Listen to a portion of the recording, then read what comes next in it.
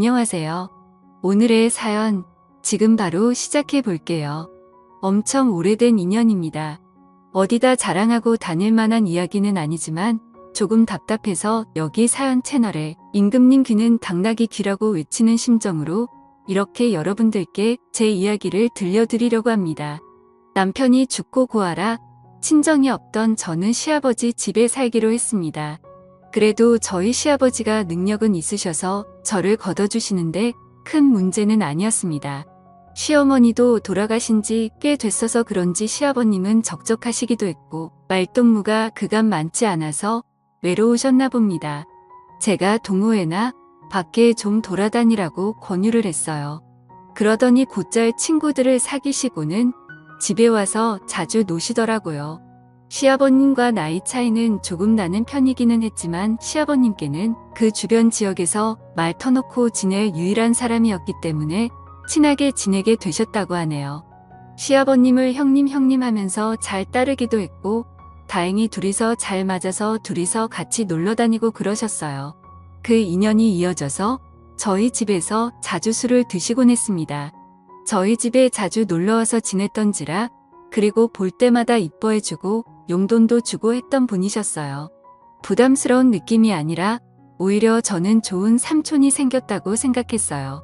꽤 오랜 시간 같이 있다 보니 사실상 시아버님 다음으로 많이 만나던 사람이 삼촌이었습니다. 나이가 중후하지만 분위기 있던 스타일이라서 어느 정도 호감은 있었어요. 그 정도 어렴풋이 기억이 나네요. 제가 서울에 있는 회사에 다시 들어가면서 저희 시아버님도 은퇴를 하시게 되었고 그렇게 저희는 서울로 이사를 하게 되었어요.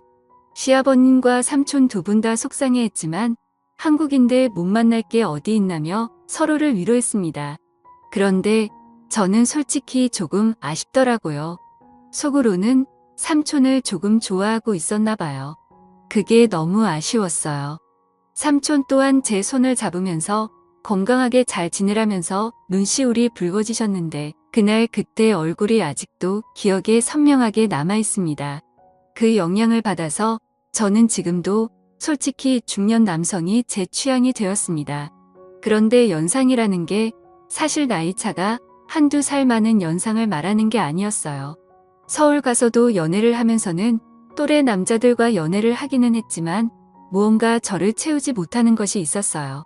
속으로 아쉬움은 많았지만 제 취향을 들킬 수 없어서 숨기기만 했어요. 남들하고 똑같이 나의 비슷한 직장인 애인을 만나게 되었습니다. 남편을 보내고 솔직히 별로 관심도 없었어서 연애를 하지 못했는데 주변에서 안타까워해서 시작한 연애이기도 했어요.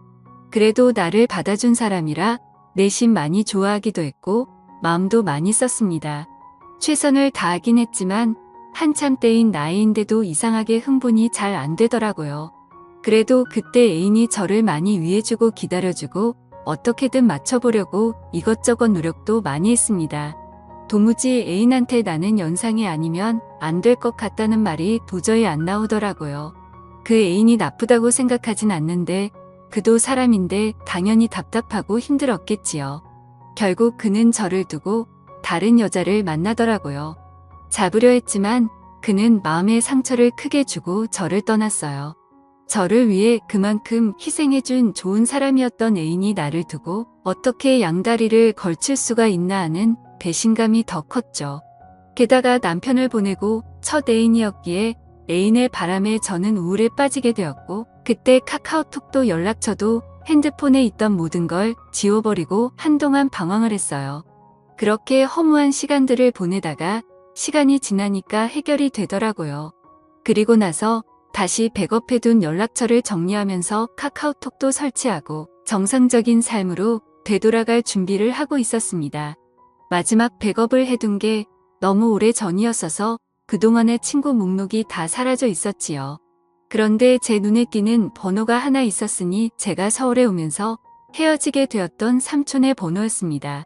10년 동안 같은 번호를 쓰고 있던 건지 카카오톡에 자동으로 친구 등록이 되면서 오랜만에 삼촌의 사진을 볼 수 있었습니다.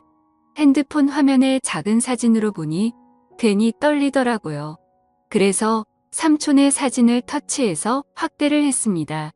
여전히 중후한 매력 그대로였고 얼굴살이 조금 더 빠졌을 뿐 저를 설레게 했던 미소는 여전하더라고요. 어디 아는 사람들하고 산에 놀러 갔던 건지 정상에서 찍은 사진을 보니 오랜만에 마음이 설레기 시작했습니다. 그때부터 그가 어떻게 지내나 궁금하더라고요. 그런데 상태창을 보니까 메모 남겨놓듯이 해놓는 프로필 상태 메시지 아무것도 필요 없다라고 약간 쓸쓸해 보이는 구절을 상태 메시지로 남겨놨더라고요.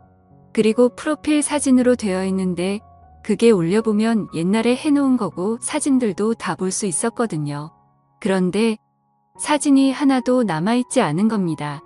지금 프로필로 되어 있는 사진을 제외하면 말이죠. 그때 직감적으로 삼촌에게 무슨 일이 있는 건가 하는 생각이 들었습니다. 저는 애인에게 받은 상실감 때문이었을까요?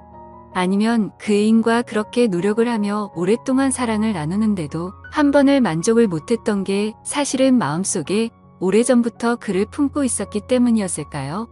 무작정 짐 싸들고 삼촌이 살고 있던 예전 그 동네로 향했습니다. 하도 오랫동안 이어온 인연이다 보니 어디 사는지도 다 알고 있었는데 삼촌 집에 찾아가니 모르는 사람이 나오더라고요. 10년간 삼촌과 떨어져 지낸 시간이 너무 길어서였던 걸까요? 하지만 체감상 그렇게 오랜 시간이 지난 것 같지 않은데 다른 사람이 나오니 당황스러웠습니다. 그가 보고 싶어 찾아간 동네였으니 그를 찾아 헤매고 다닐 바에는 단도직입적으로 그에게 대놓고 연락을 해봐야겠다는 생각이 들었지요.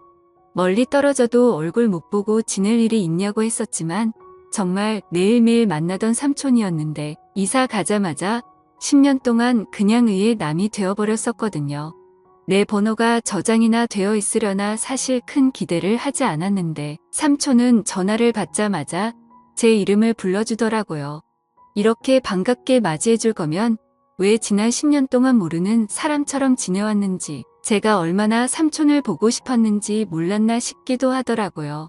삼촌과 저는 오랜만이라며 시아버님은 어떻게 지내는지 서울은 어떠니 회사는 다닐 만한지 별 시도 없자는 안부를 물으며 한참 동안 대화를 나눴습니다. 그러다가 삼촌도 제가 갑자기 연락을 한 이유가 궁금해졌는지 오랜만인 건 좋은데 무슨 일 있는 거냐고 왜 연락을 했냐고 물어오더군요. 그래서 솔직하게 삼촌 카카오톡에 있는 사진과 프로필 메시지를 보고 삼촌한테 무슨 일이 있는가 싶어서 저도 모르게 연락을 하게 되었다고 했습니다. 그러니 삼촌이 제 말을 듣고는 뭔가 쓸쓸하게 웃으면서 별일 없다고 하더라고요. 그래서 실은 삼촌한테 무슨 일이 있는 줄 알고 지금 이 동네까지 내려왔다. 삼촌 집까지 찾아가 봤는데 모르는 사람이 살고 있더라 하는 이야기를 꺼냈습니다. 그러니 삼촌이 조금 놀란 눈치더라고요. 밖에서 한 1시간 정도를 기다렸더니 삼촌이 헐레벌떡 제가 있는 곳까지 나오더라고요. 그래도 그 와중에 제 마음을 눈치라도 챈 것인지 옷도 멀쁘게 입고 머리도 다듬어져 있는 게 조금 멋을 내고 나온 삼촌의 모습은 제 생각보다 훨씬 더 멋있어 보였습니다. 10년의 세월이 무색하게 저를 설레게 만들던 그 남자가 내 눈앞에 있으니 묘한 마음에 휩싸이기 시작했습니다. 심지어 예전에는 항상 시아버지와 함께 셋이서 그를 만났는데 이번엔 남자 대 여자로 단둘이서 만나고 있으니 그 기분은 말할 게 없었지요. 직접 만나니 삼촌이 아무 일 없이 잘 지내고 있다던 말과는 다르게 삼촌의 현재 상황을 말해주더라고요. 사실 저희 가족이 서울로 가기 전부터 아내와 불화가 생기기 시작했고 10년이 지난 지금에서야 결국 이혼을 하게 되었다는 겁니다. 그런데 그 과정에서 자식들이고 뭐고 다 대가리 크고 나니까 자기가 회사 다니며 힘들게 키워준 것도 모르고 어머니를 따라갔다고 자기는 이제 완전 혼자가 된 거나 마찬가지라며 힘들어 하더라고요. 삼촌이 힘들다고 하는 말에 저도 사실은 이러하다며 현재 제 상황을 설명했습니다. 저 또한 큰 우울에 빠져 있는 상황이라 삼촌이 보고 싶어 여기까지 내려왔다는 그 명분을 설명하고 있던 것 같았습니다. 그런데 삼촌은 눈이 휘둥그레지면서 그런 일이 있었는데 왜 여기를 내려온 거냐고 묻더라고요. 그래서 삼촌에게 커피 말고 같이 술이나 한잔하자고 같이 술 마셔주면 다 이야기를 해주겠다고 말했습니다. 삼촌이 눈빛이 조금 바뀌기 시작하면서 어렸을 때도 자주 가던 동네 호프집으로 저를 데리고 갔어요. 여기가 음식도 맛이 좋긴 하지만 일단 이야기하기 좋은 벽 쪽으로 자리를 잡았어요.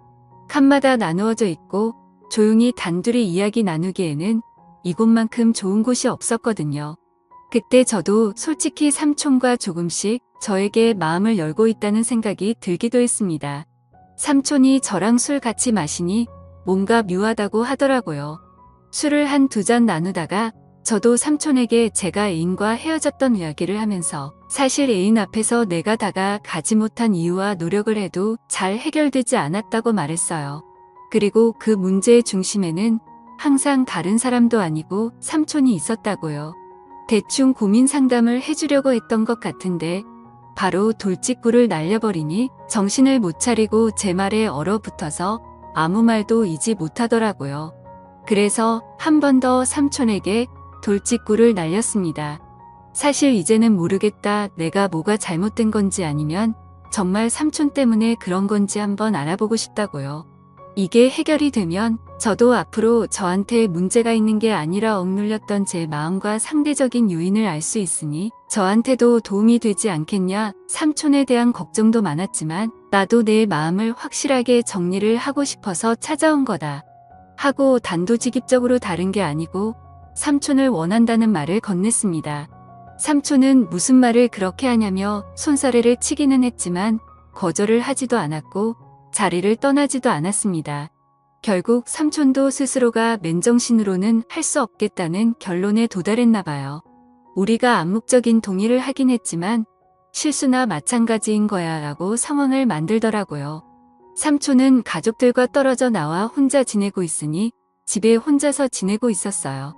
집까지 데려다 달라는 삼촌의 말이 시간이 늦었으니까 자고 가라는 말이 앞으로 일어날 일에 대해서 의심을 넘어 확신이 되어가고 있는 상황이었습니다.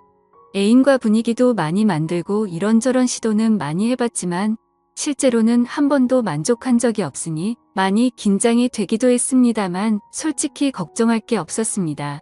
삼촌이 알아서 잘해줄 거라는 생각이 들었거든요. 애인과 이런저런 시도를 할 때와는 전혀 달랐어요. 이미 삼촌이 저를 부축하고 삼촌의 집까지 가는 동안 저는 이미 심장이 두근대기 시작했거든요. 결국 넘어서는 안 될 선을 넘고 말았고 다음날 아침이 돼서야 삼촌은 걱정이 되기 시작했나 봅니다. 실수라고 하기에는 이미 서로가 의도한 대로 되었다는 걸 알고 있기에 후회해도 이미 때는 늦은 상황이었으니 말입니다. 저도 직장인이기에 결국 주말을 보내고 나서 서울로 돌아가야 했습니다. 그날 이후로는 연인처럼 만나기 시작하게 되었죠. 그도 은퇴를 한 상황인데 굳이 뭐하러 제가 매주 주말에 지방까지 내려와야 하는지 싶어서 아예 그에게 생활 정리하고 서울로 올라오라고 제안을 하기도 했습니다. 하지만 그는 저한테 버림받을까 두려움이 있었는지 주저하더라고요. 그래서 제가 그에게 다시 확신을 줬습니다. 당신은 내가 10년이 넘는 세월 만에 겨우 내 것으로 쟁취한 사람이라고 이제는 절대 놓치지 않을 거라고요. 제가 시아버님께 결혼하고 싶은 남자가 있다고 말씀드렸습니다. 그리고 자리에 삼촌을 데리고 나갔을 때 시아버님은 뒷목을 잡고 쓰러질 뻔했습니다. 어차피 저는 취직 후에는 집에서 나와 혼자 살고 있었는데 집에서는 허락받지 못한 만남이기에 결국 삼촌과 둘이 살림을 합쳐서 지내게 되었지요. 언젠가는 시아버님도 저와 삼촌의 사이를 인정해줄 그날이 올 거라 믿고 있습니다. 그때까지 시간이 걸리겠지만 지금은 최선을 다해서 지금의 만족스러운 삶을 유지해 보려고 합니다. 오늘의 사연은 여기까지네요. 긴 사연 끝까지 들어주셔서 감사합니다. 구독과 좋아요 잊지 말아주세요.